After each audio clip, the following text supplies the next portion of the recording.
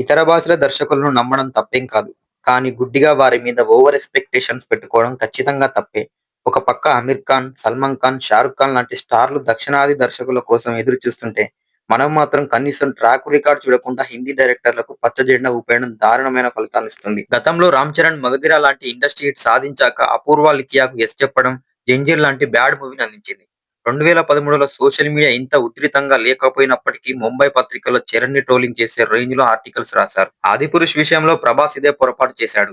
నిర్మాత సంస్థ T series 'Tanaji' లాంటి హిట్ తీసిన 'ఓం రావత్' కాంబో చూసి ముందు వెనక ఆలోచించకుండా రాముడుగా నటించేందుకు ఒప్పుకున్నాడు. ఫలితంగా టీవీలో కూడా ఇంత దారుణమైన వీఎఫ్ఎక్స్ టేకింగ్ లేదనే రేంజ్‌లో ఆడియన్స్, మీడియా అందరూ తిరస్కరించారు. వసూళ్ల నెంబర్లు ఎలా ఉన్నా కానీ ప్రభాస్ డిజాస్టర్ లిస్ట్‌లో దీనికొక ప్రత్యేకమైన చోటు దక్కింది. ఇప్పుడు 'వార్ 2' ఇదే కోవాలో చేరుతుంది. కాలర్ ఎగరేసి మరీ ఎలివేషన్ ఇచ్చిన జూనియర్ ఎన్టీఆర్ స్టేట్మెంట్‌ను వమ్ము చేస్తూ బాక్సాఫీస్ వద్ద ఎదురీదుతున్న వైరం కలెక్షన్ల రూపంలో కనిపిస్తుంది. వారిని గతంలో హ్యాండిల్ చేసిన సిద్ధార్థ్ ఆనంద్ కాకుండా అయాన్ ముఖర్జీకి ఇవ్వడం ఎంత పెద్ద తప్పో కంటెంట్ చూసాక అర్థమవుతుంది.